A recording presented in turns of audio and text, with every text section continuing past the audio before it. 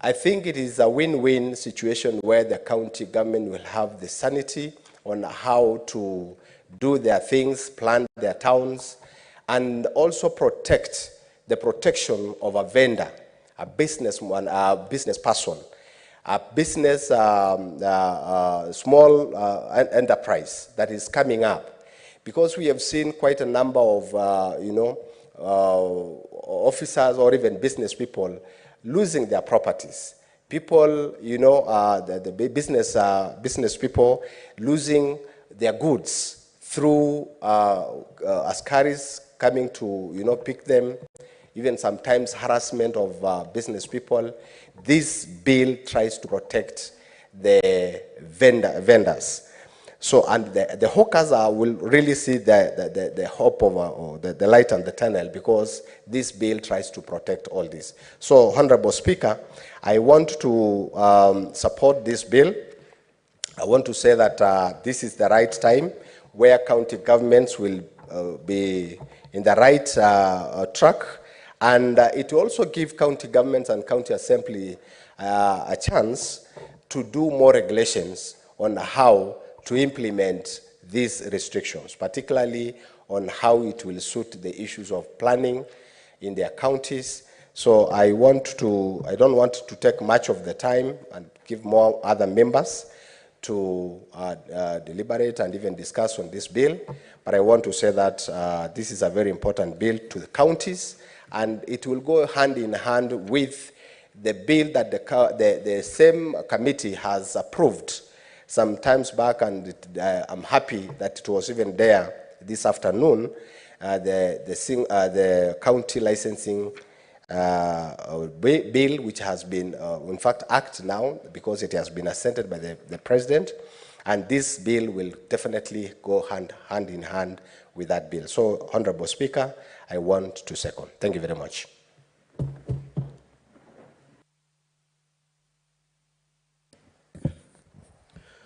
Honorable Senators, I will now proceed to propose the question that the Street Vendors Protection of Livelihood Bill, Senate Bills number 41 of 2023, be now read a second time. Senator Tabitha.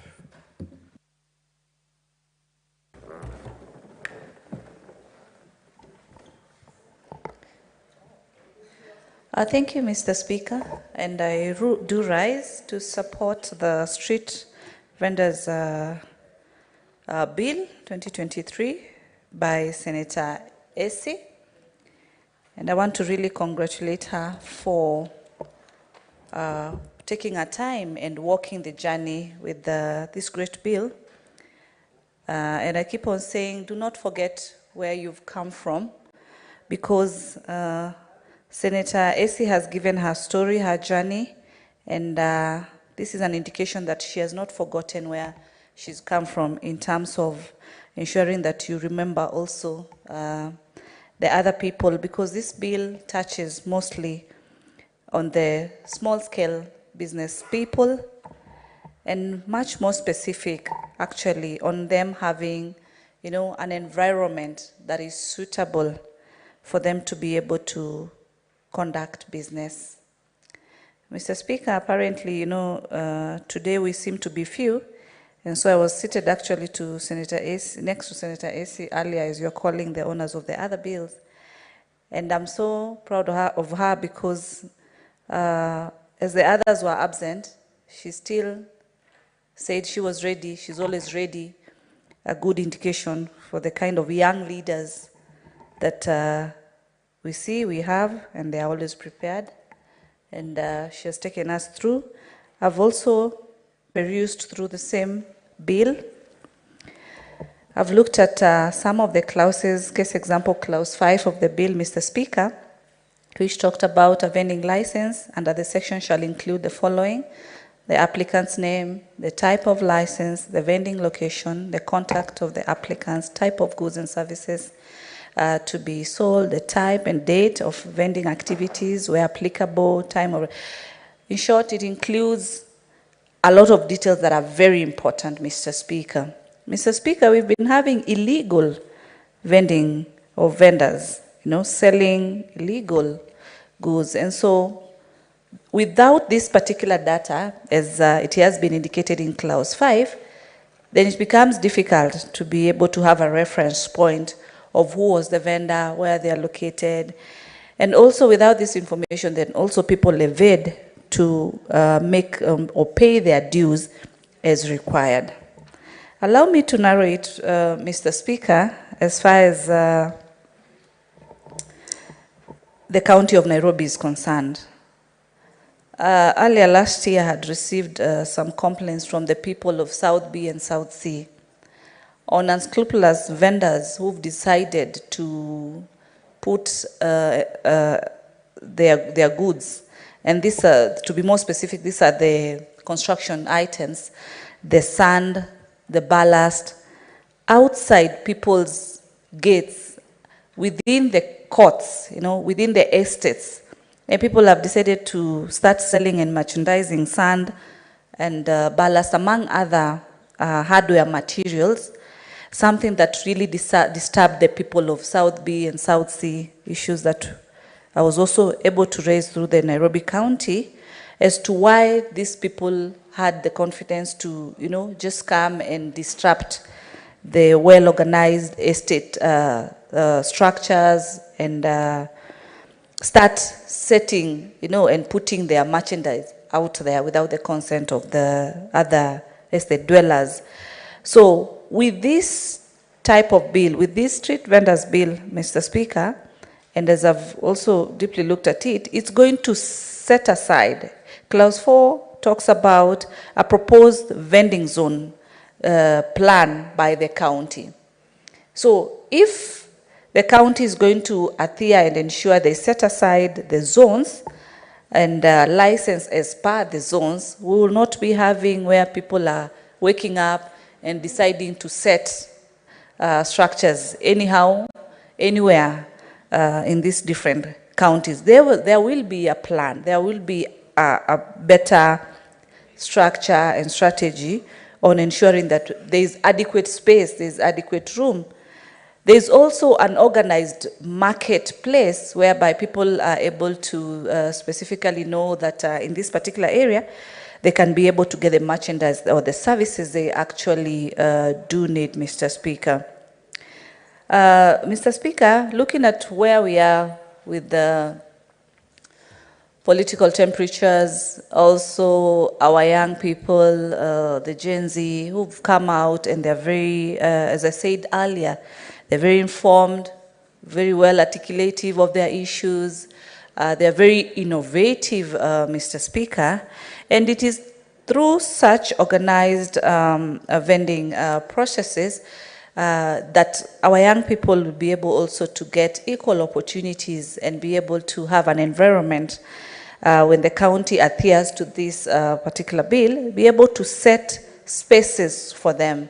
I heard the Senator AC talk about vending environments and spaces that will consider people with disability, will consider women, will also consider more specifically the young people, and they can be able to showcase their very skillful talents and their very products that they've been able to come up with because they've been given an opportunity and an environment that is able to help them enhance and grow their concepts, their businesses, Mr. Speaker. Mr. Speaker, I've traveled here and there, and I've also come across whereby in other countries we've seen people having what we call the monthly showcase, especially when it comes to a specific product. Case example, the food industry.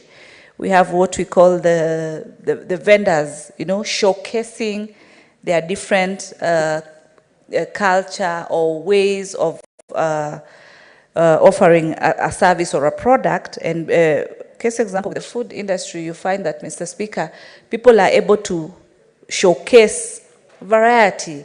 It is more cultural. There's also the business perspective. There's also the know-how of something different that maybe someone has not come across. But through this street vendor, through this bill, there can also be room whereby the counties themselves set specific days that the people are able to showcase different products. It could be a product, it can also be a service within the street for free, so that they also enhance their market, they do the marketing, they also showcase and give samples for the different products at a very minimal cost, Mr. Speaker.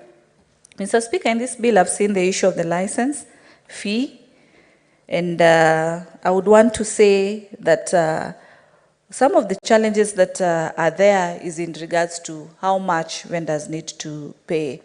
There needs to be, if the senator would introduce whereby when this is set, the first 3 months or the first 6 months or within a duration, this can encourage startup vendors whose capital is at a minimal level or at a minimal amount, so that they reduce on their cost by giving them an opportunity to be able to be encouraged with what they've been able to conceptualize, which they've also been able to innovate, for them to have a space that in the first 3 months, 4 months, there's room for free vending at no cost. This will be able to encourage even our young people, whereby raising capital is a challenge.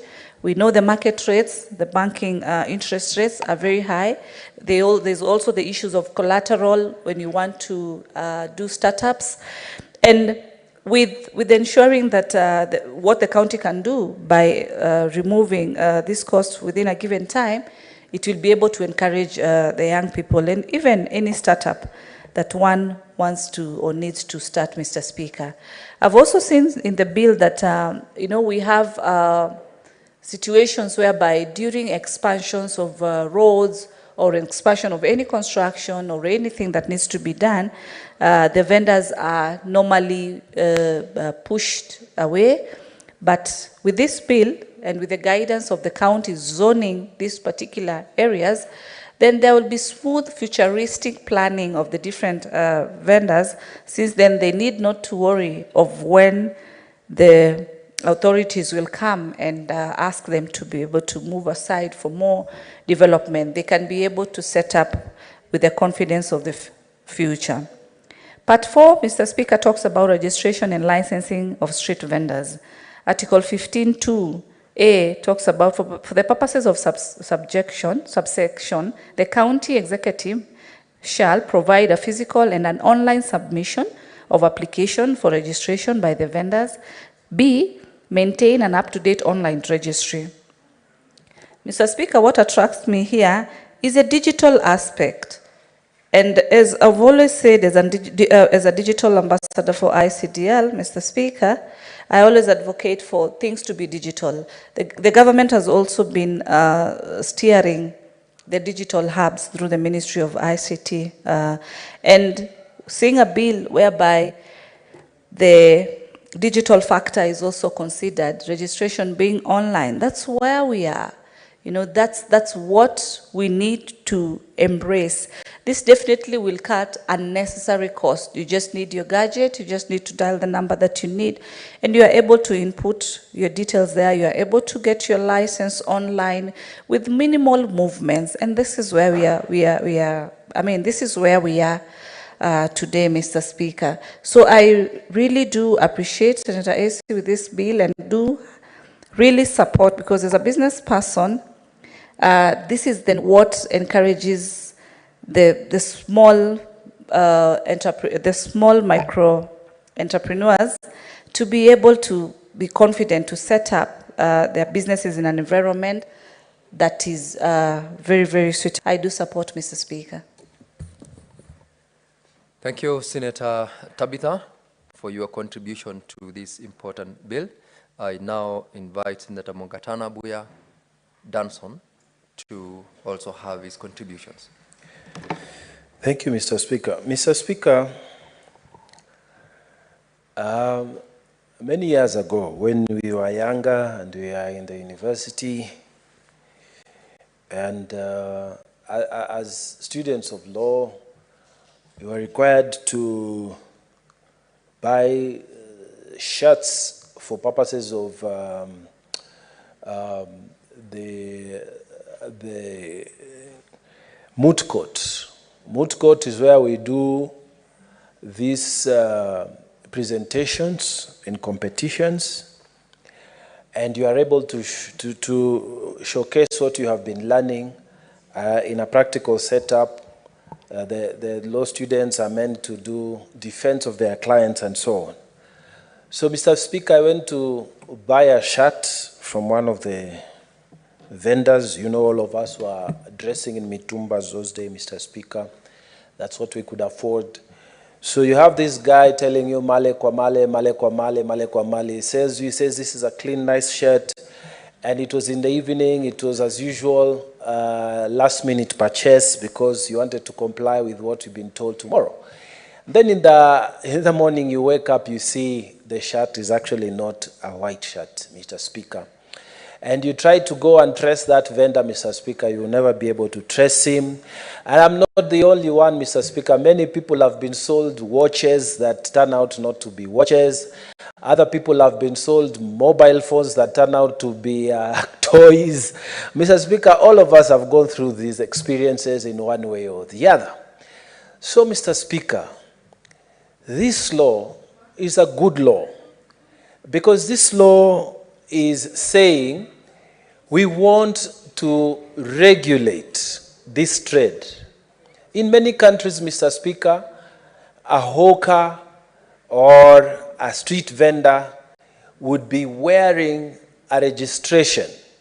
So you know from his registration that you can trace him. He's wearing something on his collar that says, I've been licensed by Nairobi City Council or Nairobi City government to do selling of toys, selling of handkerchiefs, and they're able to be traced, and they're able to be regulated.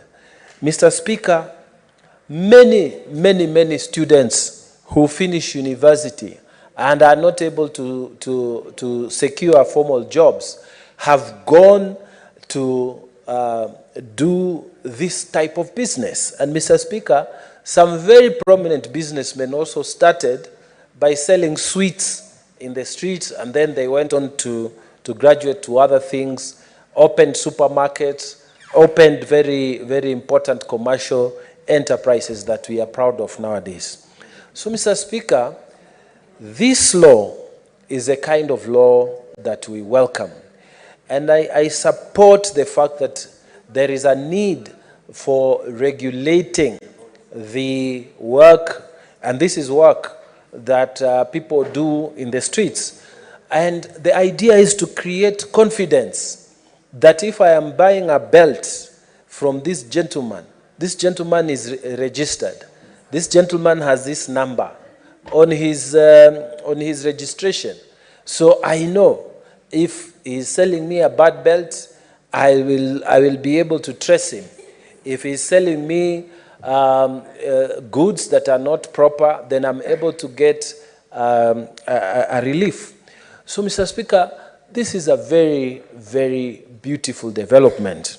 And my take is that we have to give moral to the county governments. The county governments are the ones who basically, even before the new constitution came, they used to deal with matters to do with markets and street vending.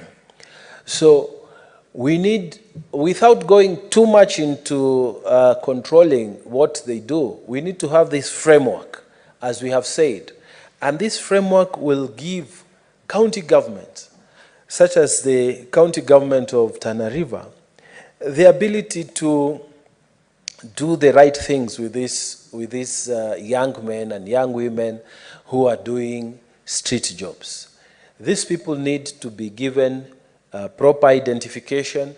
They need to be known by the county government, to be given proper respect, even their organizations to be recognized by the county, and Mr. Speaker, to be supported so that areas which, like this law suggests, are designated for this kind of goods, then the county government is able to set out those areas so that people are able to do work with dignity.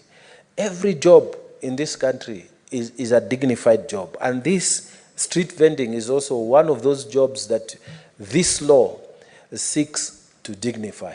Mr. Speaker, we do not want a situation where county askaris, they come and find you, you are selling your sweets near the bus stop, and they chase you away, and yet you have registered properly.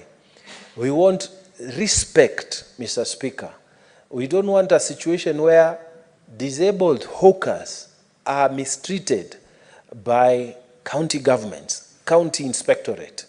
This law, Mr. Speaker, will give that respectability that is required for any person who is doing the business or the work of vending.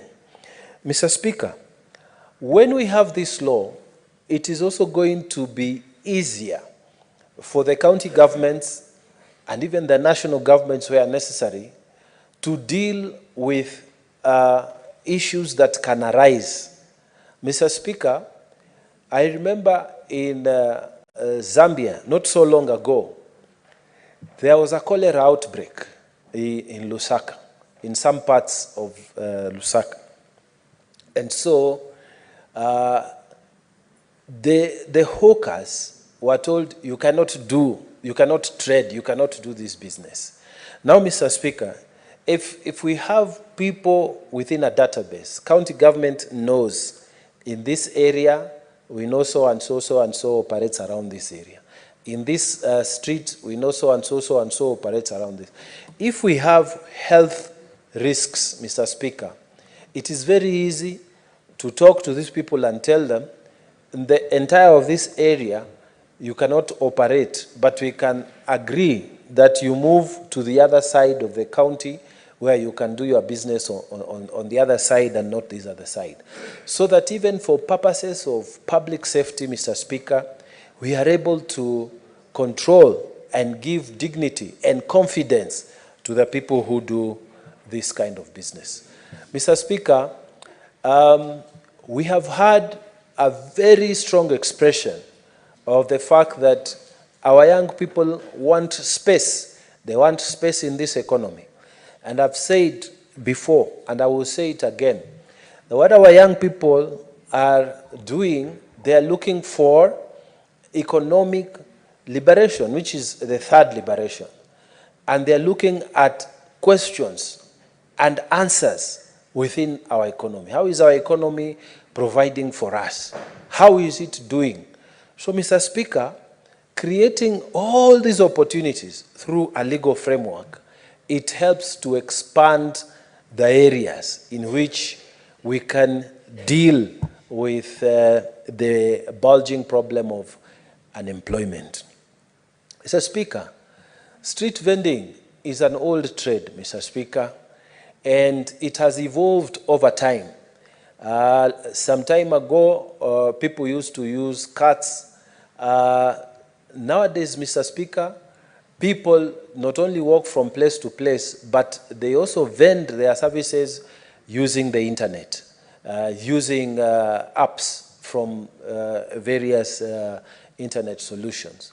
So, Mr. Speaker, it's critical for us to have database for the safety of the people, safety of the public from where we come from, and also to give the public confidence that the person they are dealing with is a registered person, is a person who is paying tax, is a person who can be trusted, that when he tells you this hat, this belt, this whatever is good, then you can purchase without having the worry that maybe you're losing your money to some unregistered fellows. Mr. Speaker, we support this law because it is a good law, and it is a kind of law that is dealing with the lowest of the law, people who are getting into the world, people who have finished schooling and they are getting into the world, they are getting started, people who have ambitions to do certain things. And maybe they may not have the money to start the hardware, but they are working with their padlocks, they are working with their screwdrivers and so on. Maybe this person in another 5 years is going to be operating his hardware. We are giving dignity to this kind of employment that is all over our towns in this country. So, Mr. Speaker, I want to congratulate the Honorable Senator Okenyuri for thinking about this, because it is a good thing to support and formalize the informal sector, which has employed so many more people than even the ones who are employed in the formal sector. Mr. Speaker, I pray that every senator who will speak to this, Mr. Speaker, will give their support, and I personally support it and congratulate the Honorable Senator. Mr. Speaker, I beg to support. Thank you. Thank you, Senator Mungatana. Senator Manzo. Thank you, Mr. Speaker, for giving me an opportunity to contribute into this very important law. Mr. Speaker, this law, although prepared months ago, Senator Eze seems to have been thinking and to have been knowing what is happening to many young people in this country. Mr. Speaker, in the country, you know, the government cannot hire everybody. Not all young people or young graduates or people who have been to school can be hired by the counties, nor the national government. And therefore, there was need, Mr. Speaker, for job creation. And this is one way of people beginning small businesses and growing them into big-time international businesses. Mr. Speaker, this country is endowed with youths who are very intelligent, who are computer savvy, who have embraced ICT, who have been well-schooled, and many of them have no opportunity to ever have work experience other than starting their own businesses. So street vending, as my good friend Senator Mungatana said, is all over the world. You will find it in New York, you find it in Washington, D.C., you find it in London, you find it in China, Beijing, everywhere in the world, nice manner. If you see the food kiosks in Washington, D.C., they're very clean, they are on the streets, and the people eat fairly cheap food there, and you can find even all manner of dishes from all over the world. If you want pilau, you can find it there. If you want some different cultures, delicacies, you find them in the streets of Washington. You will not find any litter around that, you know, so the environment is kept clean. And you needed a regulation to regulate that. When you come to the African experience, it's fairly chaotic. You know, people have to learn to not to throw bottles outside a matatu or paper, where you have eaten the sweets, you throw it through the window of matatu, and no one cares about it. It's a high time we developed a culture of cleanliness, and the counties making sure that the streets are clean, and therefore these businesses are planned properly. I have seen that the minister in charge of trade can make regulations. The county governments will also make regulations. There are laws already which exist, and there are systems which already exist, but they have not been able to serve the people of Kenya. The street vendors have been mistreated in many counties. Some have even been killed by city askaris or county askaris, rungus, and there's no recourse. Others injured, maimed, and their goods and wares confiscated in a scenario which is totally disappointing, as beginners or poor people, they have no chance in life. There are many, many people who carry goods and sell them on the streets, but they are harassed by you know, the existing laws. And therefore, there was a need to protect and to nurture such businesses into big-time businesses. And this law will serve such, so that you can have organized street vending. Already there is sometimes they organize, you know, in the car parks, selling of African regalia, kitenges, and all that, Maasai beads. He comes periodically. He doesn't have a certain law. It is even better when certain streets are gazetted and preserved for this trade and in an organized manner, and the young people will self-employ themselves. If you work hard, you will definitely get into success. But unfortunately, when there is taxation at national level and taxation at county level, or levies of all manner, then whatever little these people are able to collect daily, it's just quite a huge chunk is taken away. There's nothing wrong with taxation, either at county level or at national level. Do those levies make your life better at the county level? Do those levies make your life better at the national level? Therefore, a street vendor comes with taxation, but the taxation has to be reasonable. It should not be such a way that to kill those businesses.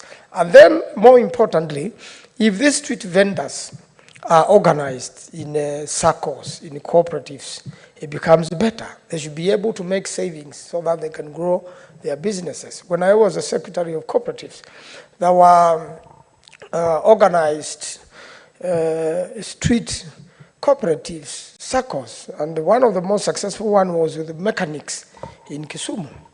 And every day, everybody who has been trying to make a living the whole day will make a saving in the evening. And that kitty was so big that they could borrow money there and improve their businesses. Borrow money there and come up with something reasonable. I am aware that the cooperative bank has a system of loaning mama bogas. So they are given the money very early in the morning.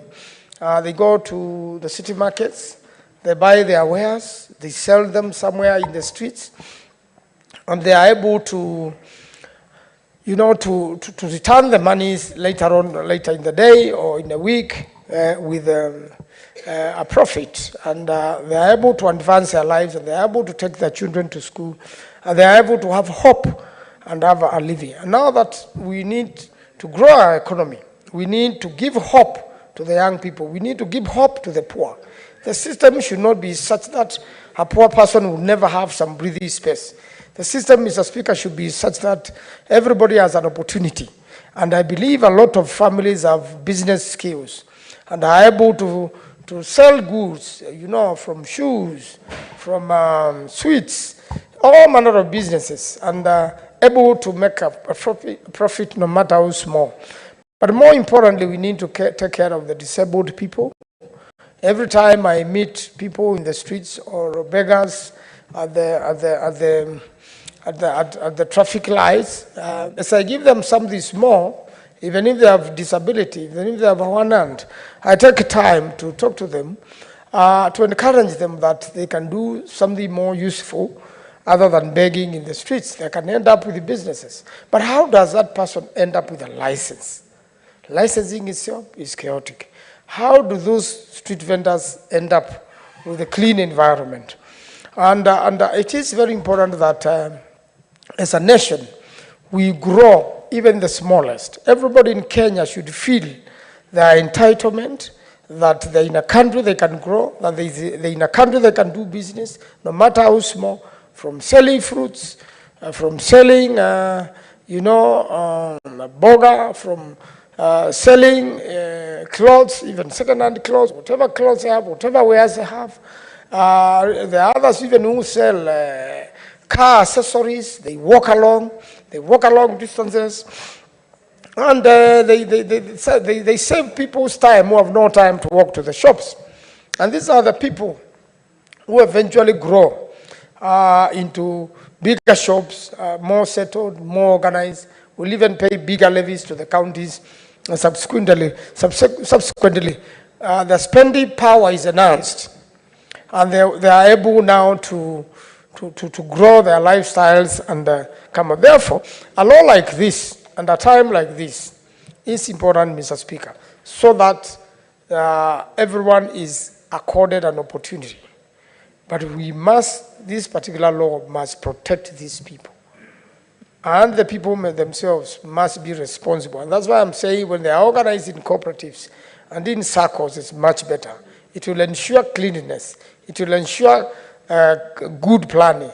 It will ensure that some certain streets are preserved so that if you want to brush your shoe, you know you can do it after this certain interval.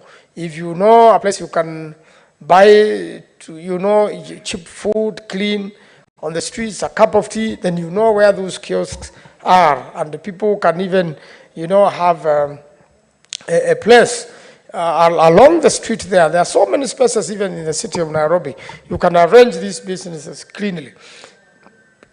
But also make sure that we have a proper system of garbage collection.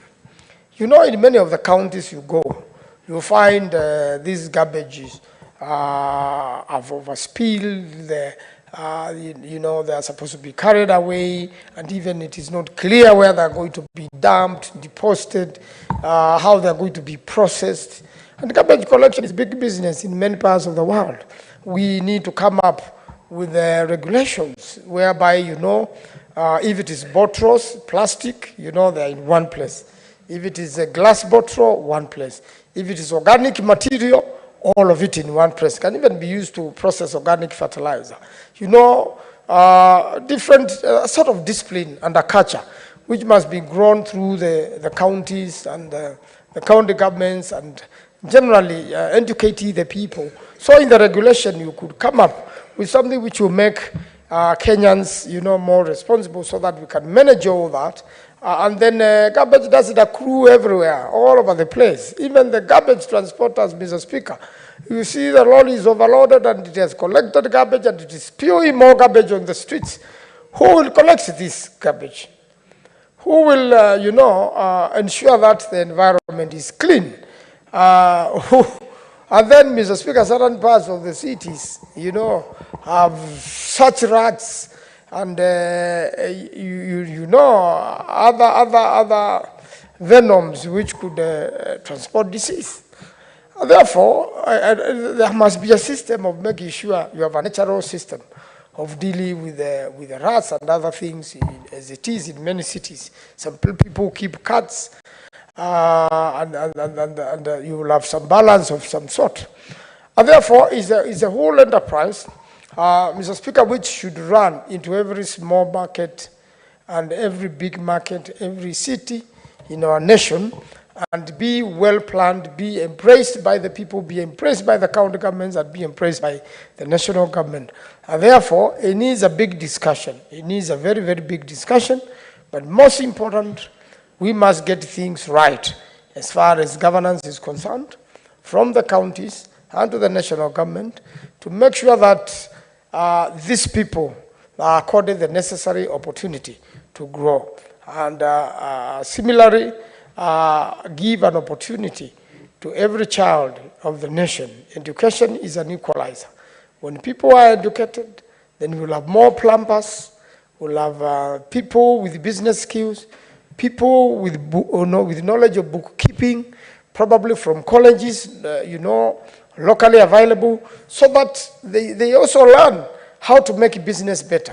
So that when we grow these businesses of vendors, then the vendors are likely, to know how to organize themselves to make sure that they make a profit, to make sure that they can save, either in a circle or in a bank, and to make sure that they can borrow and be able to pay and grow their businesses. And when you do that, Mr. Speaker, and with the proper climate in the country, where transportation is easy, by reducing the taxes of traders and of fuel, then everyone will feel easy to move their goods. Everyone, even dealing with mkokoteni, will know that they have an opportunity to take their children to school and to feed themselves and to grow. And more importantly also, food, the selling of food, Mr. Speaker, be they cereals, the necessary cleanliness, and making sure that everything is right in this regard. And therefore, there must be places people can clean their hands. There must be the washroom facilities done by the counties, because they move together, these things, so that the street business becomes profitable. You heard Mugatana talking of outbreak. When people don't keep cleanliness, then they are outbreak. And one of the major way of achieving and dealing with the disease is water provision, so that the taps of Nairobi are not dry, so that the taps of different county headquarters and different towns are not dry. But the moment there is no water, then even somebody who is roasting maize on the streets, which is a business, they are venting there, then they should have the necessary cleanness so that in case of an outbreak, they don't give disease to other people. And diseases like cholera are extremely dangerous, kill many people. And therefore, all that has to be put together by the regulations coming from the minister and the regulations coming from the county government. Mr. Speaker, I beg to support and hope that this will be embraced in the right direction, in the right attitude by the counties, and even the county assemblies take key measures to have similar legislations done for the local counties so that, Mr. Speaker, this can be achieved. I thank you and I second. Thank you very much, Senator Manzo, for your contribution. Senator Tabitha, what is your intervention? A personal statement. Give her the mic, clerk. Oh, sorry. It's on a personal statement to the inaccurate reporting on contribution to the motion of the current state of the nation. Well, as Senator Tabitha, I am aware that we are out of statement hour, but I'm notified that the substantive speaker had approved your reading of the statement. Proceed to read the statement. Thank you. Pursuant to Standing Order number 58. Thank you. Thank you, Speaker, for giving me this opportunity. Personal statement, inaccurate reporting on contribution to the motion of the current state of the nation. Mr. Speaker, sir, I rise pursuant to Standing Order 58 to make a personal statement concerning inaccurate reporting on mainstream media on my contribution on the motion before the Senate on the current state of the nation. Mr. Speaker, sir, during the afternoon sitting of the Senate held on Wednesday, 10th July 2024, some sections of the mainstream media have misconstrued my remarks to mean that I was supporting the rejected Finance Bill 2024. This is not true. My position is that whereas some clauses in the bill may not have been offensive, what the country went through, that included loss of lives, injuries, vandalism, and destruction of property, the Finance Bill 2024 should be withdrawn in its entirety. I thank you, Mr. Speaker, sir. Signed by Senator Tabitha Karanja Kiroche, my Deputy Majority Leader, Senator for Nakuru County. Thank you, sir. Thank you, Senator Kiroche. Senator Tobiko Peris.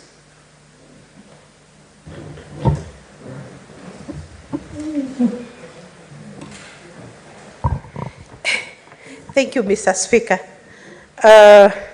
Mr. Speaker, you know, the statement by Senator Keroshe Tabitha almost disrupted, you know, the flow of the motion and the flow of thought on this very important bill that we were discussing, Mr. Speaker. Mr. Speaker, thank you for the opportunity either way. Mr. Speaker, let me congratulate Senator AC for this beautiful, piece of legislation, Mr. Speaker. Mr. Speaker, this will be one of the most important and relevant pieces of legislation that have gone through the floor of the House that are relevant to our counties, that is relevant to our daily lives in this country, Mr. Speaker. Mr. Speaker, you realize that in our country, it's only a very small percentage of people who are in formal employment, Mr. Speaker. And so quite a majority of Kenyans are hustling for a living. They are venting in our counties, in our towns, in our cities, Mr. Speaker. And so this legislation will bring sanity, into and order into the lives of very many people who are venting for a livelihood, Mr. Speaker. Mr. Speaker, let me say this legislation will also entrench the rights, of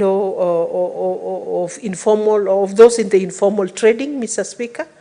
Mr. Speaker, it helps also, to organize and to plan properly how public space is used, Mr. Speaker, in our towns. Because sometimes, Mr. Speaker, you sympathize with both the vendors and those who are not vending. Because sometimes there is such disorder and you are unable to move at certain hours in our towns, Mr. Speaker. Mr. Speaker, of course, it's good to use, the places you know best.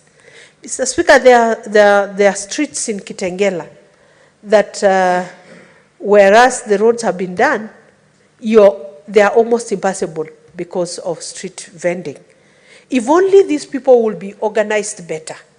If only these people, as this legislation is proposing, that vending zones are created, that this is a restricted area, this is a space for vending, this is partial for certain hours, Mr. Speaker, then there will be order in our lives, Mr. Speaker, and in our towns.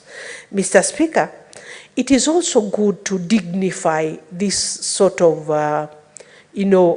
way of livelihood. To dignify because every person there who is vending is a parent with children, with a family to take care of. And at the end of the day, Mr. Speaker, whatever you do for a livelihood, whether you're a house help, whether you're, a street vendor, whether you're a member of parliament or whatever position you occupy in society, Mr. Speaker, the most important thing is that there is dignity in the job that you do, and that there is respect, that those who are your customers respect you, those who are, let's say in our counties, giving the regulations, respect you, and give you an enabling environment to work, Mr. Speaker. And so, Mr. Speaker, I take this bill to be very important, Mr. Speaker. Mr. Speaker, planning brings order. Whether in personal life or in business or in politics or, in leadership, everything needs order and planning, Mr. Speaker. And so when we get designated zones, so that if I go to Kitengela today or Rongai, this is the street for clothes. I'll buy clothes in this street. And if it is foodstuffs you're looking for, you go to street B. If it is, other items, maybe electricals, those music, whatevers, it is at another street, Mr. Speaker. Mr. Speaker, it will bring such order and even ease of movement in our towns, Mr. Speaker. Mr. Speaker, if this can be done, you'll find that towns like Nairobi, where sometimes you find city askaris really mishandling these good people, who are our parents, who are our brothers and sisters, who are working for a livelihood. Because if they don't, then they will have other ways of earning a living. These other ways could be through violent robberies. There could be, thuggery. Could be other ways, Mr. Speaker. If in Nairobi, today, we expect this sort of legislation to help to bring order into the city, to have streets that are designated that this is a no vending zone, Mr. Speaker, or this is a restricted area, Mr. Speaker, or this is a restriction-free vending zone, Mr. Speaker. Mr. Speaker, this is very important. It's also important that there is, registration of such persons, Mr. Speaker. So at any one time, we are able to monitor as a country, as a nation, how many people are in the vending business. Not that they will not graduate into other businesses. People do graduate. You graduate from a motorbike to a tuk-tuk, you graduate from a tuk-tuk to a taxi, maybe even to ownership of a matatu. Same case with those who are vending. I know of a young man who after college was vending.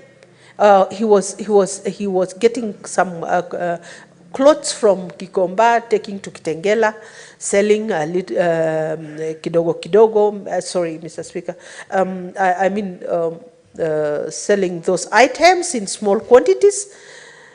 And finally, he got a job. I know today he's one of the media houses. But he started as a vendor. It was a better way of utilizing his time than just staying in the house, not doing anything, just because he's a graduate and, this is not the sort of job for a graduate. So we have very many of our educated young people who are vending. And vending rightfully because it's a better way of utilizing their time and also earning something small for themselves, even earning in order to help their parents a little to contribute for school fees, Mr. Speaker, and even for their upkeep in Nairobi, their upkeep in these towns, Mr. Speaker. A lot of college students are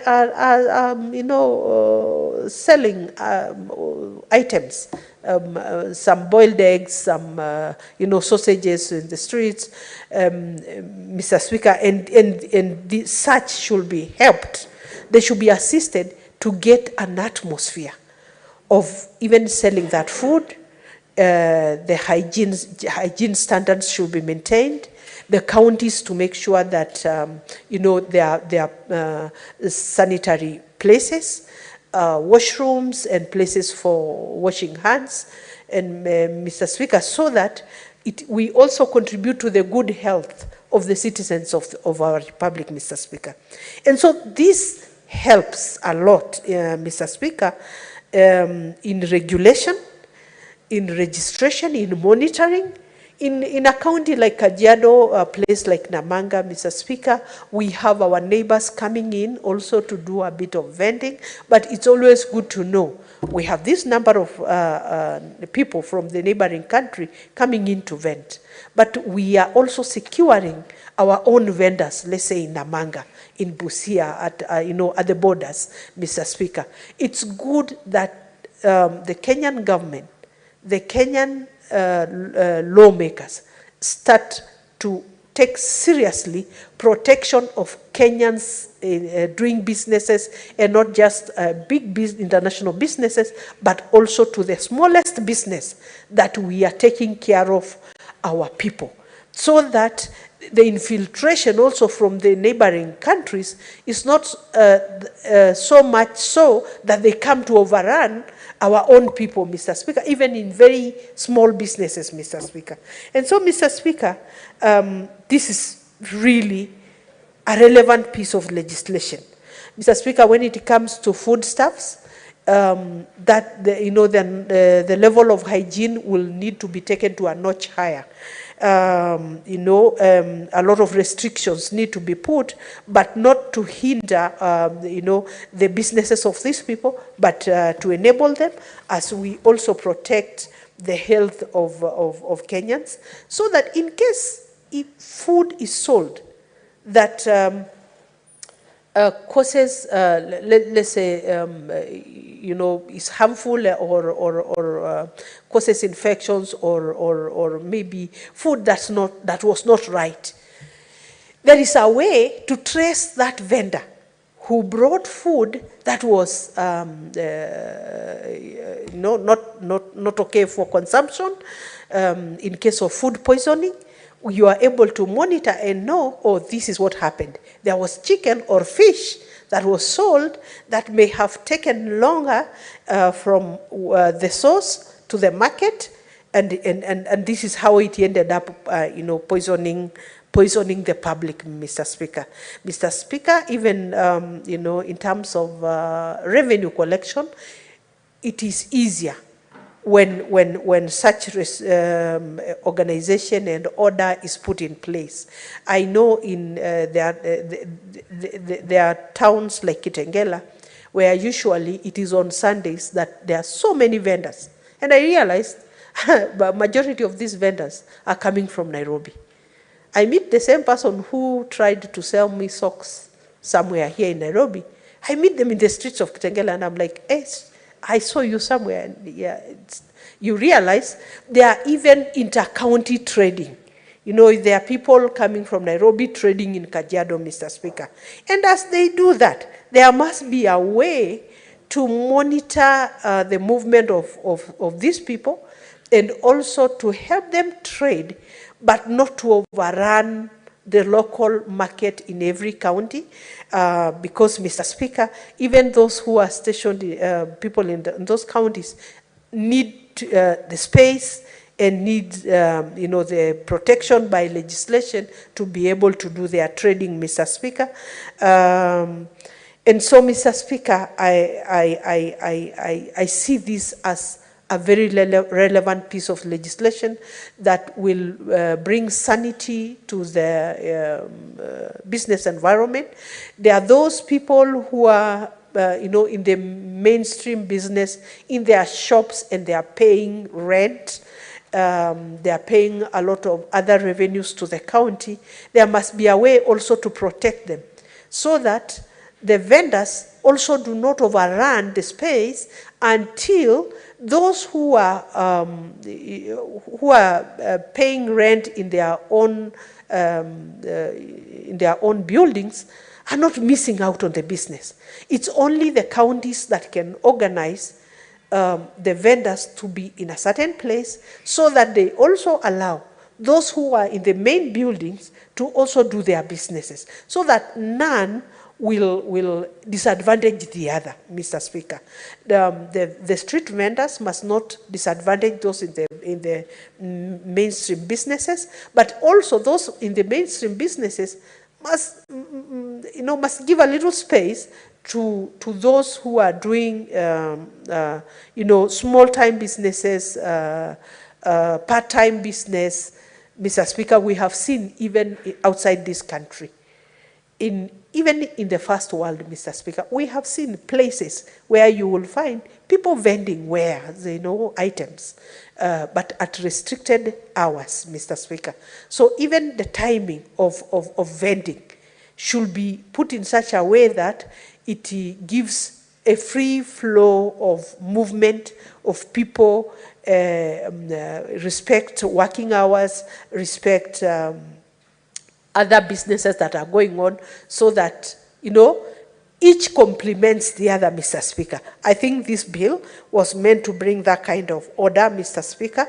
And so, Mr. Speaker, it is very important that after the passage, because I believe this law will go through, it will go through because it makes a lot of sense. After the passage of this bill, then our counties should follow, ensure that there is that everybody then keeps to their time, everybody keeps to their space, everybody is working within a regulated environment with order and with respect, Mr. Speaker. And the county should also be able to provide the necessary services that are required from them, so that those who are vending have an environment that they can work, comfortably, Mr. Speaker. So that even our young people, I encourage to use, their time before they get other sort of employments, Mr. Speaker, to do something useful for themselves, Mr. Speaker, even just to gain experience on what goes on what their parents do, Mr. Speaker.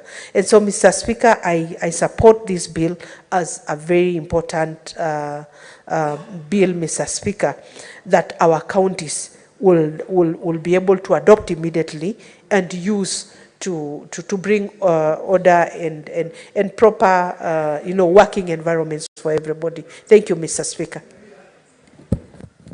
Senator Perry, thank you for your contribution. Senator Chimera Raphael.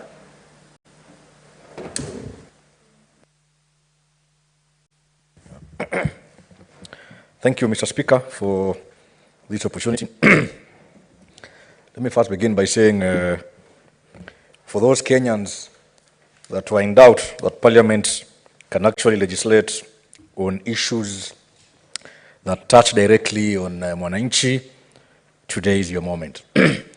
And for those many Kenyans that thought we couldn't legislate on informal trading, Mr. Speaker, today is equally their moment. And the moment of the hustlers, Mr. Speaker, is well captured through Senator Esther Kenyuri's street vending bill, Mr. Speaker. Let me also, in a very special manner, thank and congratulate Senator Esther Kenyuri for such a wonderful piece of legislation, Mr. Speaker. It is not easy, it is not very common in this House to find a legislator who would put his or her thoughts, energy and mind into coming up with a piece of legislation that basically seeks to speak to the life of the common person in this country. Senator Esther, I thank you for that industry. I thank you for that energy, and I know this House will do whatever it takes to support you and pass this particular bill, Mr. Speaker. Mr. Speaker, in lawmaking, we seek to make laws for the good of the people, Mr. Speaker. And the good of the people, Mr. Speaker, can be the greatest law that any parliament in this world will aspire to do, Mr. Speaker.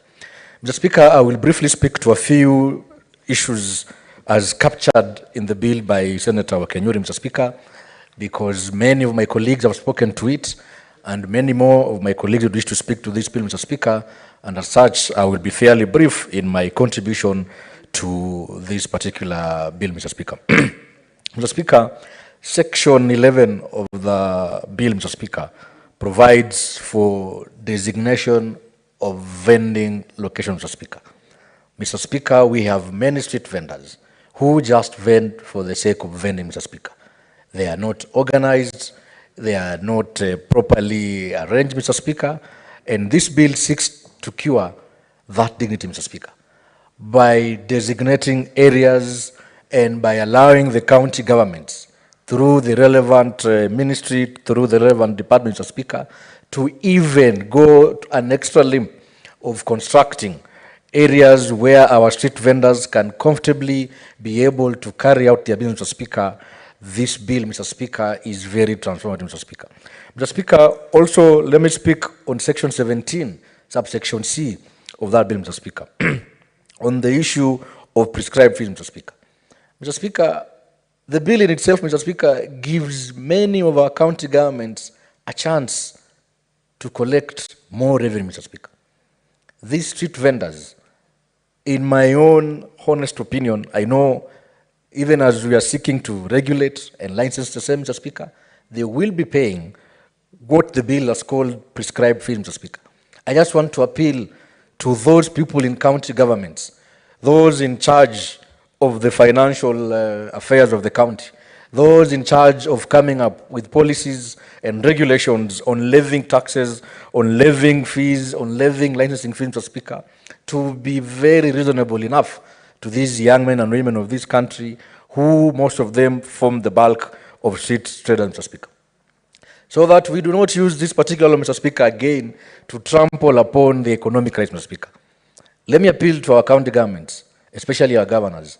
If this bill becomes law and it comes to you for implementation, Mr. Speaker, let us have reasonable fees levied against our street traders, so that that young man who sells groundnuts in Konayamsa, in Diani, in Kwale County, Mr. Speaker, can be able to afford paying the requisite fees so that he gets his license, Mr. Speaker, so that he gets a chance to, in a much more dignified manner, to engage in his business, Mr. Speaker. Mr. Speaker, Kwale County is a fairly unique county in terms of this bill, Mr. Speaker.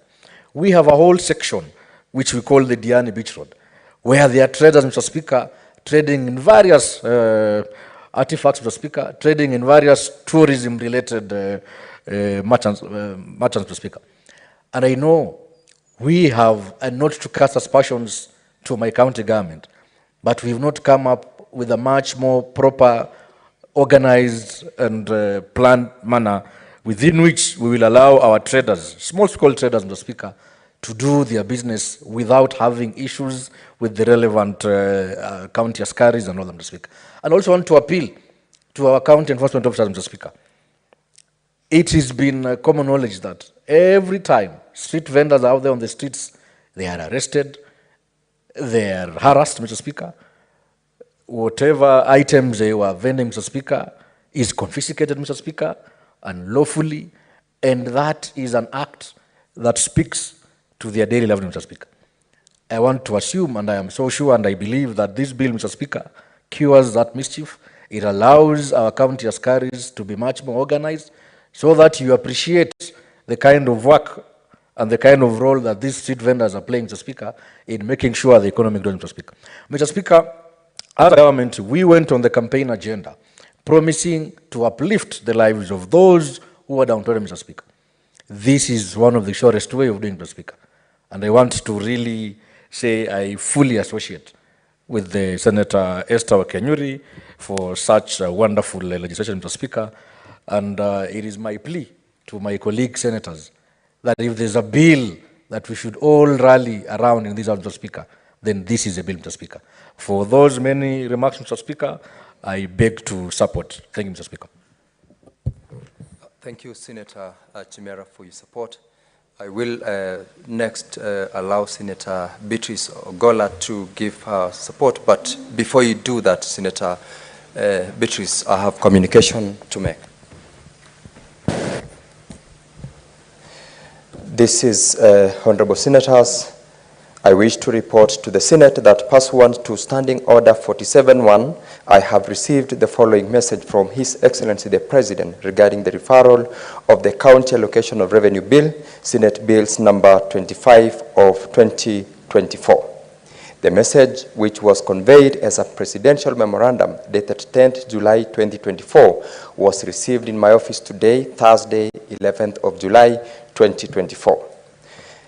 Pursuant to the standing order, I now report the message. Whereas a bill titled An Act of Parliament to provide for the equitable allocation of revenue raised nationally among the county governments for the 2024-2025 financial year, the responsibilities of national and county governments pursuant to such allocation and for connected purposes was passed by the Senate on 11th June 2024 and then the National Assembly on the 25th of June 2024. Whereas the County Allocations of Revenue Bill 2024 was presented for presidential assent in accordance with Article 115 of the Constitution on the 28th of June 2024, and whereas the presentation of the County Allocation of Revenue Bill for presidential assent was preceded by the referral of the Finance Bill 2024 on the 26th of June 2024 for reconsideration by the National Assembly with a recommendation to delete all clauses of the impunged bill. And whereas the referral of the Finance Bill 2024 was prompted by widespread public dissatisfaction leading to my decision to decline assent to the Finance Bill 2024. And whereas the failure to enact the Finance Bill 2024 has necessitated the reorganization and rationalization of the government's financial arrangements for the financial year 2024-2025, including the County Allocation of Revenue Bill 2024 to accommodate the anticipated revenue reduction that would have been collected had the Finance Bill 2024 come into force. Now, therefore, in exercise of the powers conferred on me by Article 115, Sub-Article 1B of the Constitution, I decline to assent to the County Allocation of Revenue Bill 2024 and refer the bill for reconsideration by the Senate with a recommendation that the bill be amended by deleting the first schedule and replacing it with a schedule that is attached to the memorandum. Honorable Senators, Article 115 provides that the House of Parliament shall either by a majority vote amend the bill in light of the President's reservations or by a vote supported by 2/3 of members of each House, pass the bill a second time without amendment or with amendments that do not fully accommodate the President's reservations. Pursuant to the provisions of Standing Order 170, I now refer the memorandum to the Standing Committee on Finance and Budget for consideration. Due to the urgent need to enact the law to unlock funds for operation of county governments, I direct that the committee tables its report on or before Thursday, the 18th of July 2024. The Senate shall thereafter vote to approve or reject the President's recommendation on the bill or pass amendments that do not fully accommodate the President's recommendation. I thank you, honorable members. Signed, Speaker of the Senate. Now, Senator Beatrice Akinyi. Thank you, Honorable Speaker, for giving me the opportunity to add my voice to the street vendors bill as presented by my Senator sister, Senator Esther Okenyuri. Honorable Speaker, this is a very timely bill. Street vendoring is a source of livelihood for a majority of our people all over the country. And just as street vendors are a majority of the businesses, the small businesses we have in our locality, the same way we have border borders operating in our localities, Honorable Speaker, these are a class of people that we must take note of, and as a country, we need to get them organized. Honorable Speaker, just last week, when I made my contribution to the State of the Nation motion that was finalized this afternoon, I indicated that a number of us were very lucky earlier in life that when we were through with our colleges or university education and in our different professions, all of us got direct employment at that point of time, which is not a privilege of the many Kenyans that are here today.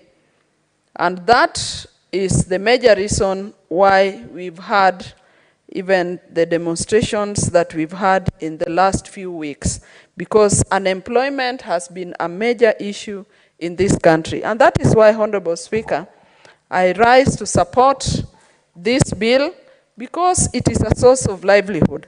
And from the onset, Honorable Speaker,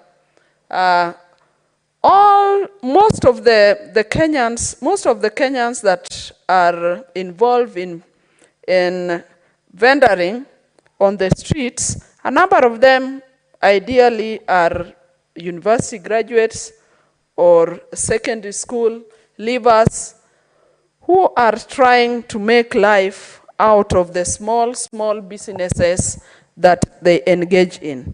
Honorable Speaker, from the street vendors, we are able to get all the products you might need in our homes or in our lives.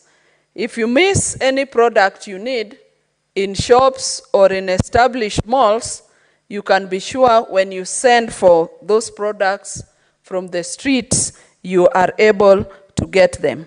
So I support this because this bill is setting priorities for the street vendors. It is also giving some order in a way in which these businesses are going to take place. Honorable Speaker, street vendors, the many businesses they get involved in are really a source of national unity. All of you will agree with me that those traders come from all over this country. In my small town back at home called Ndewa, on Thursday when we have a market day, you can be sure you have most of the tribes presented represented in that market. We have traders coming as far as Thika, traders coming as far as Garissa, traders coming as far as Kisii, which are our neighbors. And for me, Honorable Speaker, that is a good show as a country that it is a source of national unity. But the misfortune those traders have, Honorable Speaker, is that a number of them sell their wares on the roads, on the paths. And Honorable Speaker, using the same example of my market, which is they were on a Thursday, often when you look at how the traders are going about their business, one is left with a lot of fear of accidents, of even occurring, because there are no designated places for these traders. All they do is bring their wares very early in the morning.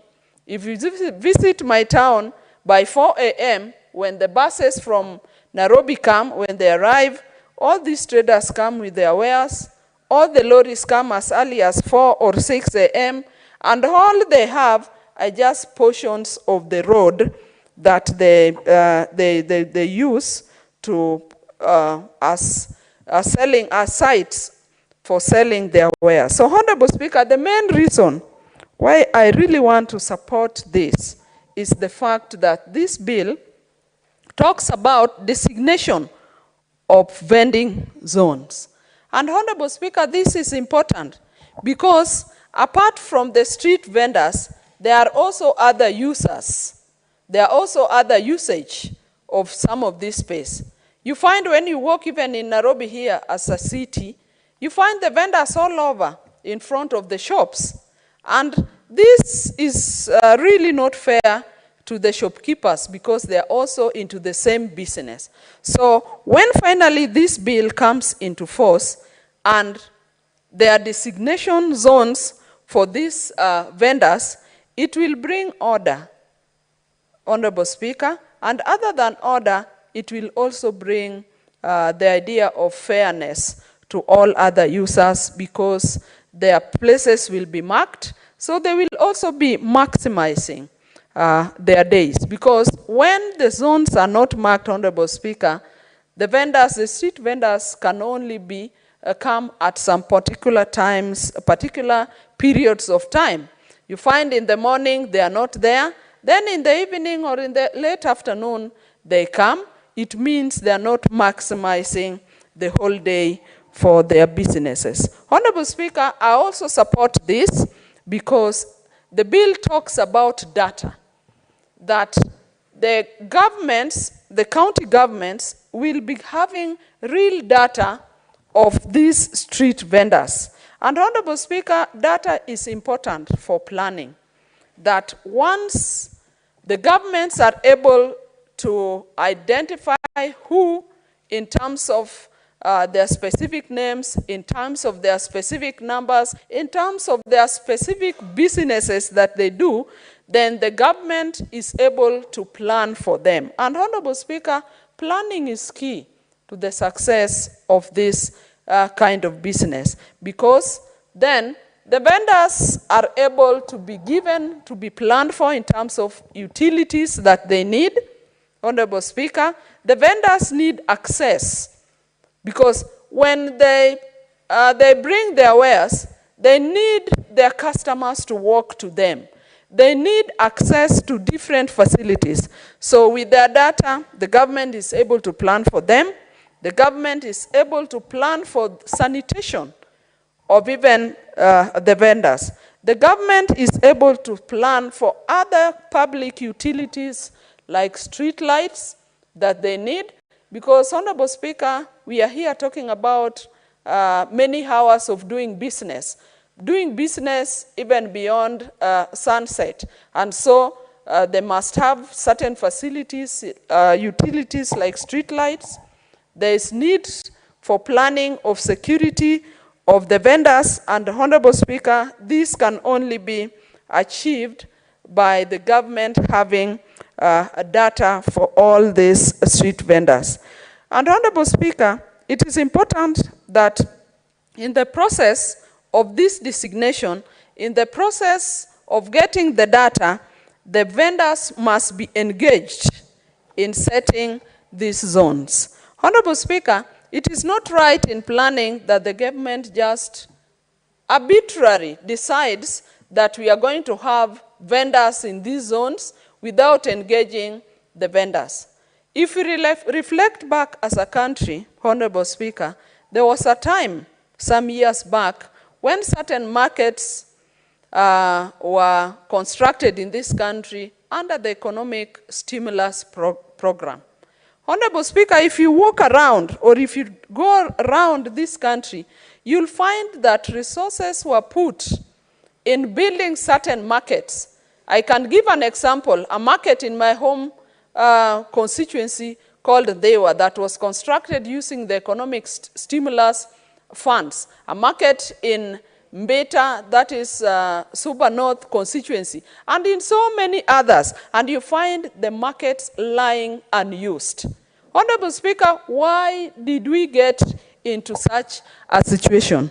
I think, or I know that we got into such kind of a situation because we did not plan together with the vendors.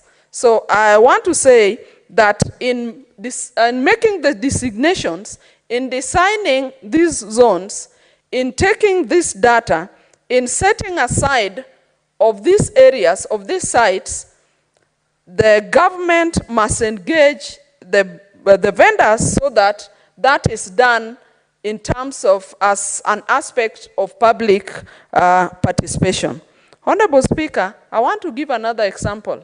I happen to have served in the county government of Homa Bay as a CEC for lands and urban development at a time that the Homa Bay town bus stage that was constructed by the Ministry of Lands and Urban Development was being completed. And as we are coming in as the county government, I had a noble duty of overseeing the completion of the bus stop. And other than the completion, I had the noble duty of the distribution of the stalls and the facilities that were provided within the bus park. And that is why I'm saying that in designating the zones, this must be done one-on-one with the vendors so that that is done rightly and that is done with the right people. What I did at that time, Honorable Speaker, is that I engaged. I lobbied the stakeholders in the bus stop that had given way for the construction.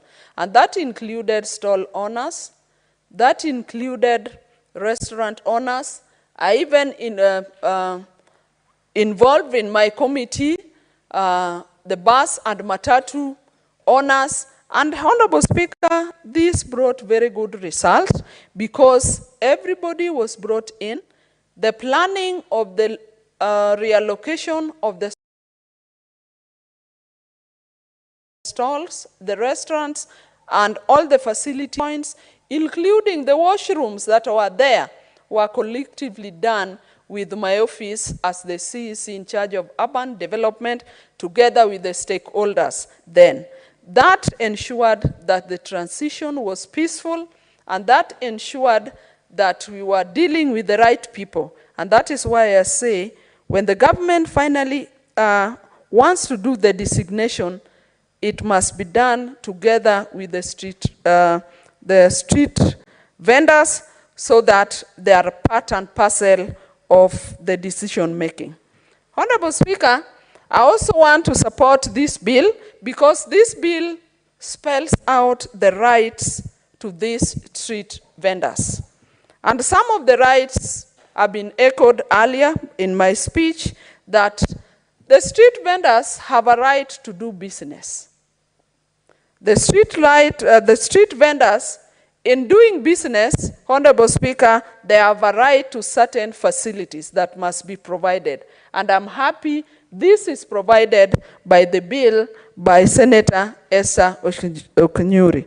When we talk about street vendors, we are talking about business. And Honorable Speaker, we are talking about businesses that are done in our urban centers, right from the markets we have in our counties, right from the towns, right from the municipalities and in the cities. And so, Honorable Speaker, this must go on hand in hand with the planning of utilities, as I've said, utilities that include lighting, utilities that include parking, utilities that include sanitation and aspects of security, because those are very important, outstanding components of urbanization that facilitates businesses taking place. Honorable Speaker, this bill also talks about protection from harassment. As my other colleagues have stated, Honorable Speaker, most of the street vendors are often harassed, and the harassment comes from the law enforcement officers of our county governments. So I'm happy that this bill spells out. Honorable Speaker, the reason why the street vendors must be protected is basically because they have a right to do business. They are Kenyans doing business. This is a source of their livelihood. And Honorable Speaker, why should they be harassed? There is also a need that this bill must also emphasize on the training of law enforcers, the county enforcement units, because this goes hand in hand with the operation of street vendors. Street vendors do business within county government structures, and the officers that deal with them on a daily business, daily to daily business are the law enforcement officers, which is an arm of the county government. So this bill must mention also on the preparedness, on the training of these law enforcement officers, so that they are able to work hand in hand with the street vendors. Honorable Speaker, the reason why we cannot allow the street vendors to be harassed is because the street vendors take a majority of our businesses down at our urban centers.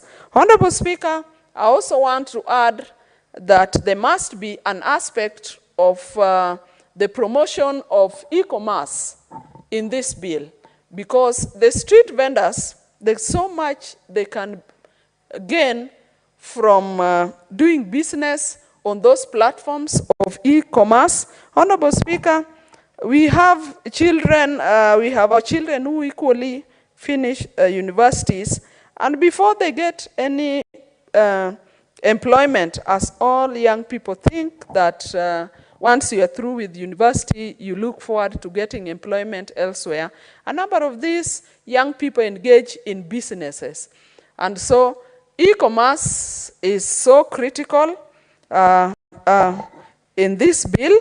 I would like the mover of the bill to consider incorporating that it is the responsibility also of the government, both the two levels of government, both the county governments and national government, that with this bill, they can encourage e-commerce amongst the street vendors, something that I know that they're already doing. Honorable Speaker, I support this bill. I support the fact that there should be designation. I support the fact that the street vendors need some organization by the government. I support the fact that this will bring order in doing business.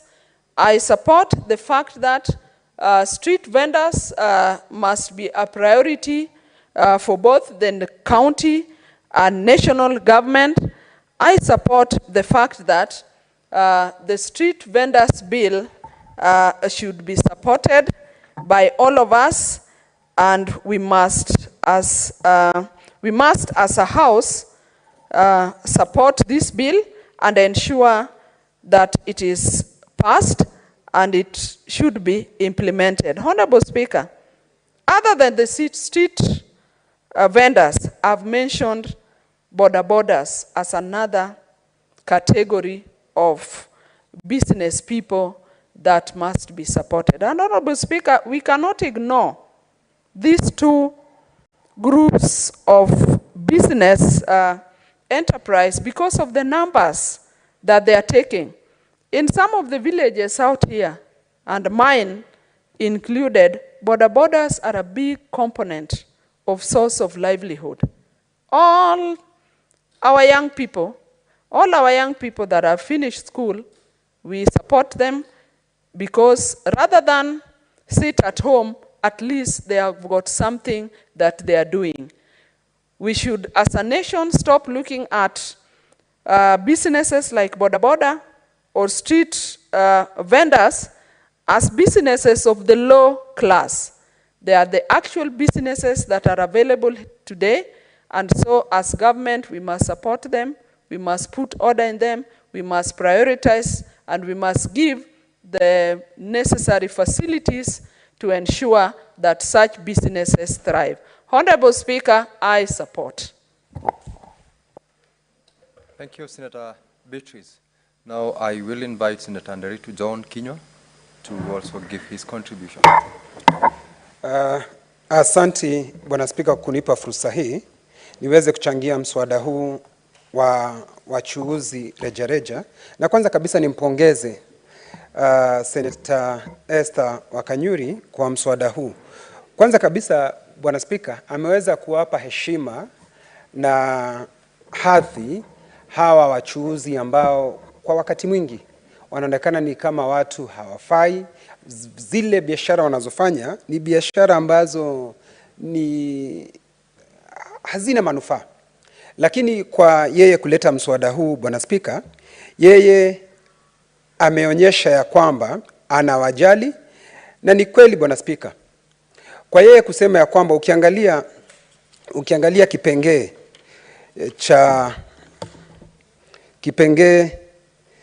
cha tatu kuelekea mpaka kipengee cha 4. Anasema ya kwamba serikali kuu, waziri anayehusika anapaswa kuwa anajua idadi ya wale wachuuzi walio katika Jamhuri ya Kenya Bwana Spika. Hiyo inamaanisha ya kwamba baada ya yeye kujua idadi ataweza kuleta usawa sehemu ambazo zinafanyiwa kazi. Iwe ni sehemu ya Nyahururu, iwe ni sehemu ya Nanyuki, iwe ni sehemu ya Nyaribari Chache, wale wachuuzi wote wanapaswa wafanyie sehemu ambazo ni sawa Bwana Spika. Kwa sababu Bwana Spika, mara si moja tumepata hawa wachuuzi wetu wanaishi kwa maisha ya kukimbizwa, kila mahali wanakimbizwa. Ukienda Nyahururu Bwana Spika, unapata wale wachuuzi na wanalipa kodi Bwana Spika. Unapata mchana kutwa ni kufukuzwa kutoka sehemu moja mpaka nyingine. Vile seneta alivyosema ya kwamba watatengewa sehemu yao. Hii ni nzuri zaidi, wakitengewa sehemu mahali wataweza kufanyia biashara yao. Na sehemu ile ambao wanafanyia biashara Bwana Spika, kuweze kuwa na huduma zile ambazo zinahitajika Bwana Spika. Pale pawe na choo Bwana Spika. Kwa sababu ni watu wanaweza kufanya biashara yao kwa masaa mengi mpaka usiku. Na vile Kenya tumesema ya kwamba tunataka kuwa na uchumi ambao utakuwa ukitendeka masaa 24 Bwana Spika. Hii itawezekana ikiwa wachuuzi kama hawa wataweza kushughulikiwa, na sehemu kama hizo kunaweza kuwekwa mataa.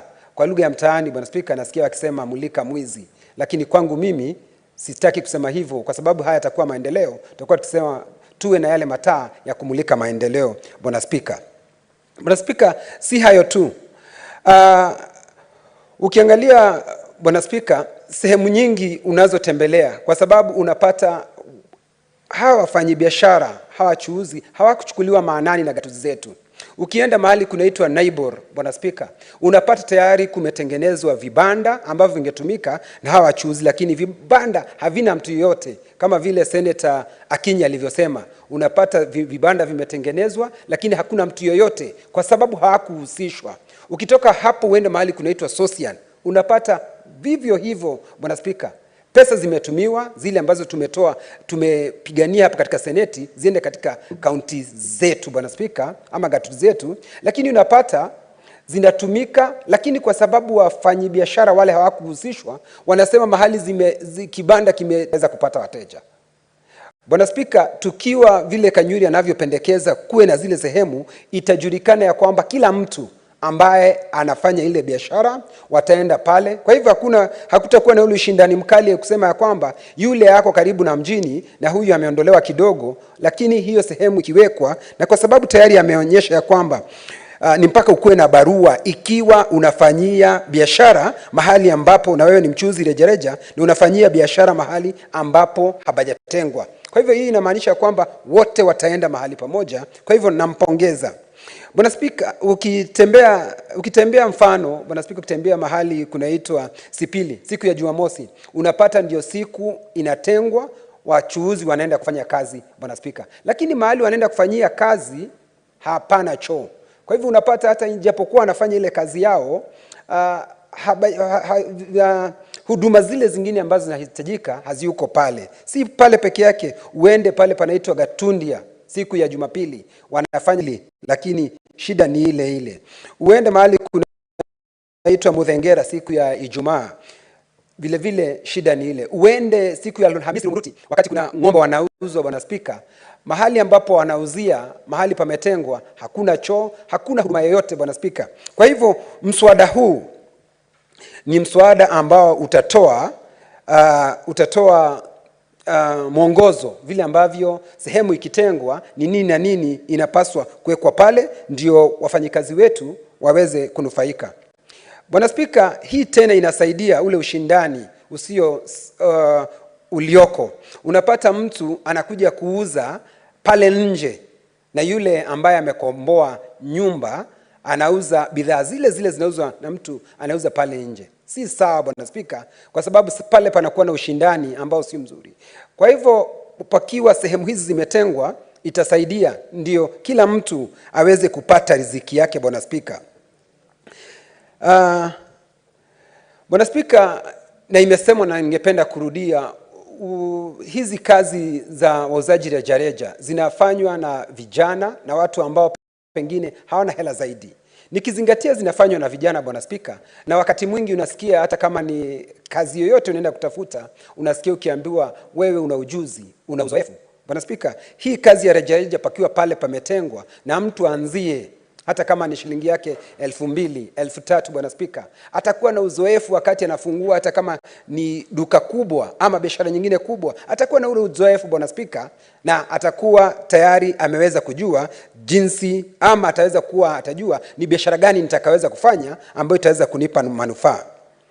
Bwana Spika, kitu kingine ambacho kitasaidiwa na mswada huu Bwana Spika, kodi ama ushuru unaopatikana kutoka kwa akaunti zetu, sina shaka zitaweza kuongezeka Bwana Spika, kwa sababu sehemu hizi zikitengwa tutakuweza kupata ushuru, kwa sababu sasa hakutakuwa ule kukimbizwa Bwana Spika hawa wafanyikazi wa gatuzi zetu kuwa furuga hawa wafanyabiashara na kuona kama si watu Bwana Spika, kwa sababu tayari kumewekwa, naona kumesemekana wakubaliane ni pesa ngapi watakuwa akitoa, na kwa sababu watakuwa akifanya hiyo kazi pale panafaa na kisheria, kwa hivyo hakutakuwa na kazi ya kuwakimbiza Bwana Spika. Bwana Spika, nikiangazia ya kwamba mswada huu umeletwa na Esther Kanyuri, nataka kumpongeza kwa sababu Esther Kanyuri, unakumbuka tulipokuwa tukifanya uchaguzi, sisi kama chama cha UDA ambapo Kanyuri najua ni mwanachama, tulisema sisi tunataka kuzingatia wale walio chini, mama mboga, watu wa bodaboda, wale ambao ni watu wale wa kiwango cha chini Bwana Spika, hata vinyozi Bwana Spika. Mswada huu umelenga ndipo unawashughulikia vilivyo. Kwa hivyo mimi nina kila sababu ya kuunga mkono mswada huu Bwana Spika, kwa sababu ukitembelea sehemu nyingi za Laikipia Bwana Spika, shida wachuuzi wetu wanaopata Bwana Spika, ukienda Nyahururu, shida kubwa wanaopata hawa wachuuzi wetu rejareja ni vile hawana sehemu za kuuzia. Bwana Spika, nimekuwa nikiongea na gavana mwambia pengine tuwe tukifunga barabara pengine siku ya Jumamosi na siku ya Jumapili tunafunga barabara, wachuzi wetu wanakuja kuuza. Lakini Esther Kanyuri ameng'amua na akajua ya kwamba sasa tukileta mswada huu, Bwana Spika, tutakuwa na zile sehemu ambazo zimetengwa, na zikitengwa, Bwana Spika, kwa hivyo itakuwa ni rahisi sana sasa hawa wachuzi wetu waweze kufanya biashara zao, kufanya kazi yao, Bwana Spika, bila ya kusumbuliwa na mtu yoyote, Bwana Spika. Mahali nilikuwa na mukshi kidogo, na pengine wakati atakapokuwa akirudisha kwa Kiingereza nasema reply, akirudisha pengine nilikuwa nikijiuliza kwa nini inahusisha sana waziri wa serikali kuu, ilhali mambo ya biashara kama hizi za gatuzi ziko katika gatuzi zetu. Anapaswa kupatia waziri wa gatuzi yeye mwenyewe, kwa sababu nchi yetu ni tofauti na mambo yanaendelezwa tofauti, na kwa sababu serikali iliyoko ni tofauti, kama ni Laikipia ni tofauti na Kisumu, ni tofauti na mahali pengine. Kwa nini unamhusisha waziri wa serikali kuu? Kwa sababu Senator Esther, mimi naona pengine ukileta mswada namna hii alafu uhusishe waziri wa serikali kuu, utapata ya kwamba isije ikakuwa ni kama vile ambavyo afya tayari imeletwa katika gatuzi zetu, lakini unapata hela nyingi zinabaki katika serikali kuu.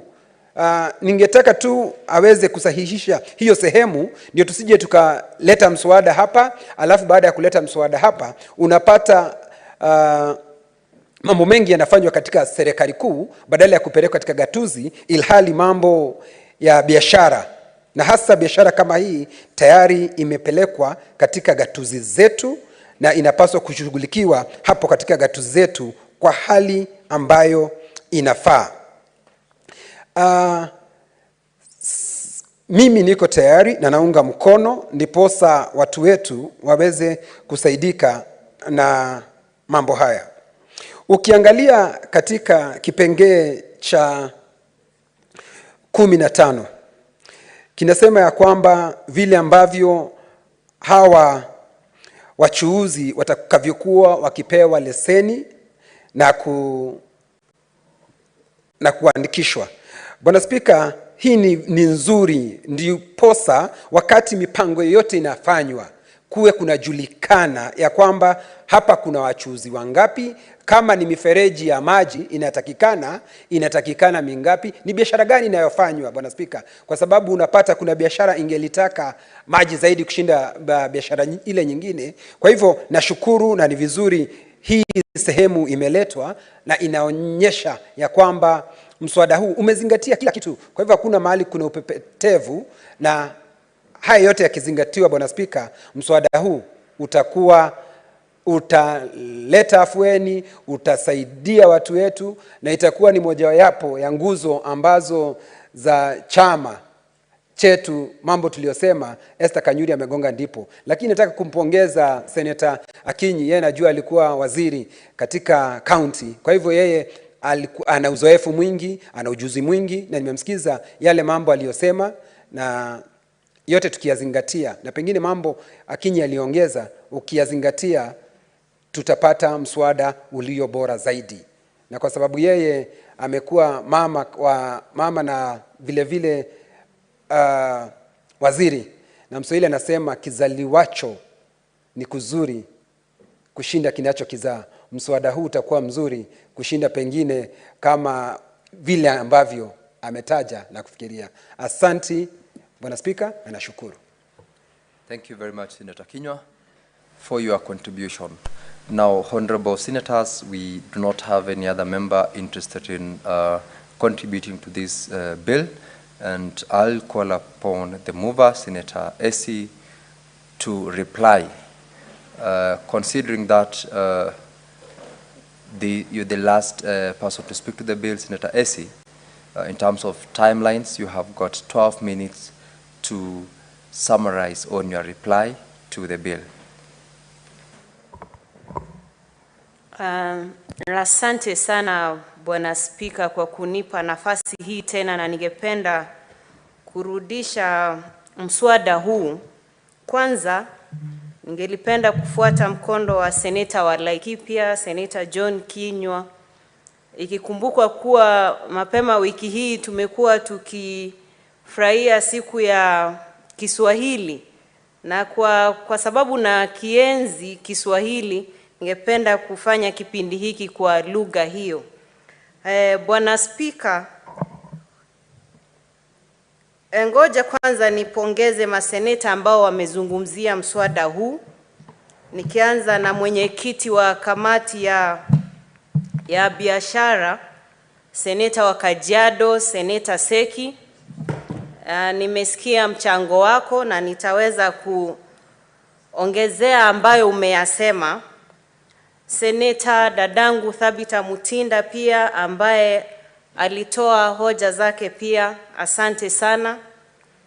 Seneta wa Tana River, Seneta Mlamamba, Seneta Mungatana, asante pia kwa kutoa kwanza kama kisa ambacho umetoa ukiwa kwenye shule ya upili. Nimesikia mawazo yako ya kunipa motisha katika mswada huu. Pia ningeweza kumpongeza Seneta Dan Maanzo wa Makueni ambaye pia amechangia kwa mswada huu na kusema kuwa mswada huu utawapa vijana kazi na wale ambao hawana kazi kwenye jamii.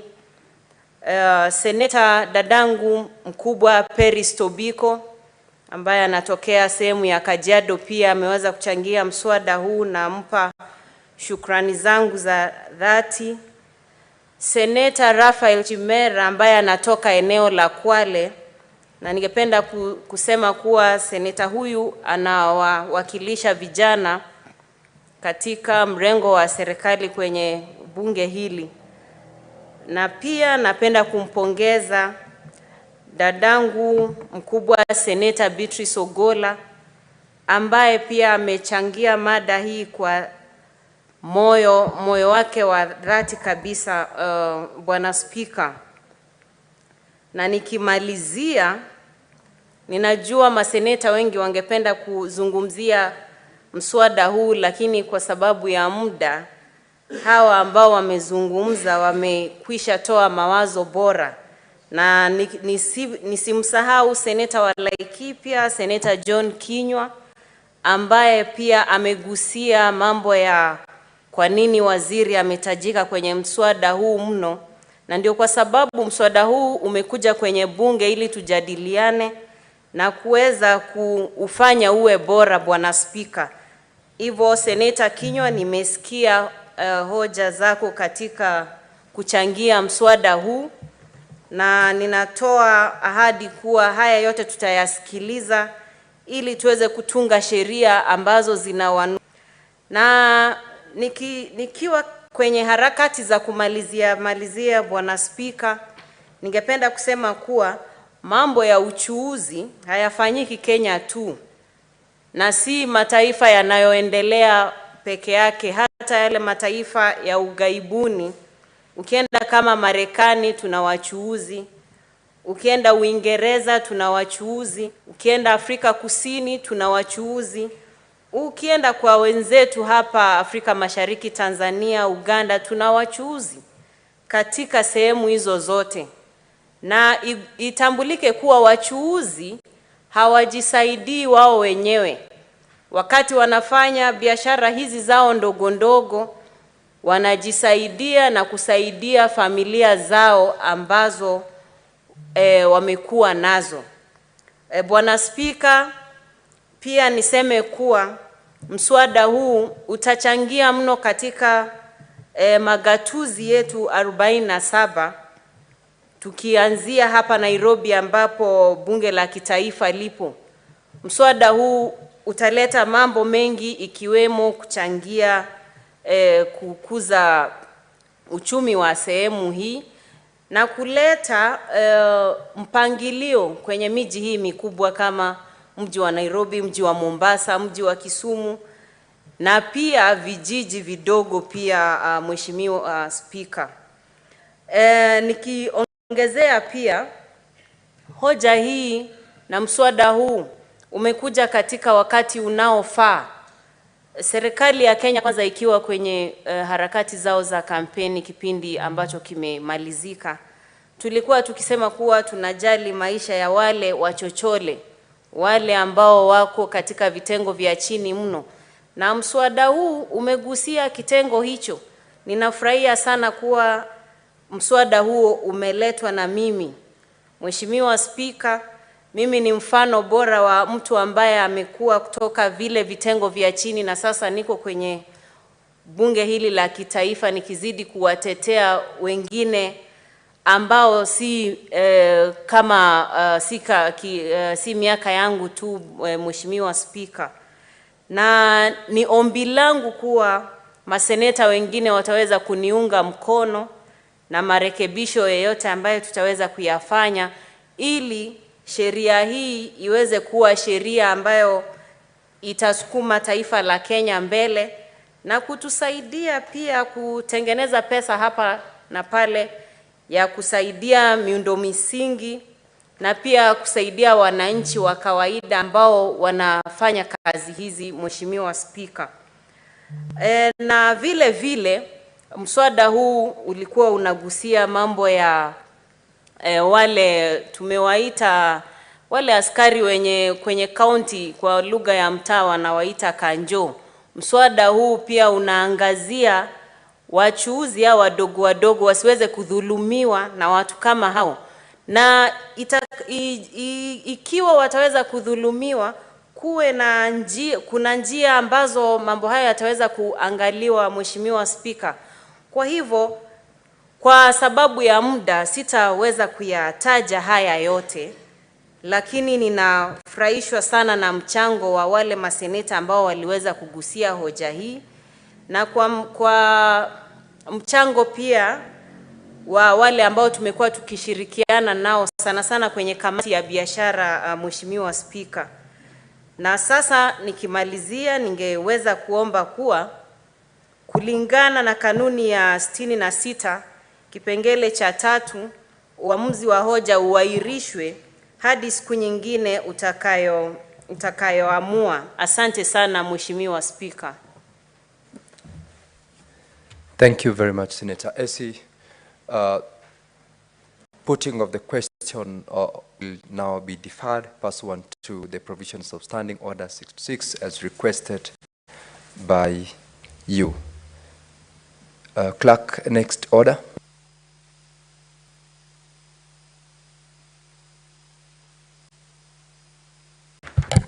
It is now 6:27. I'm a firm believer in the potential and power of the young people to shape the future of Africa.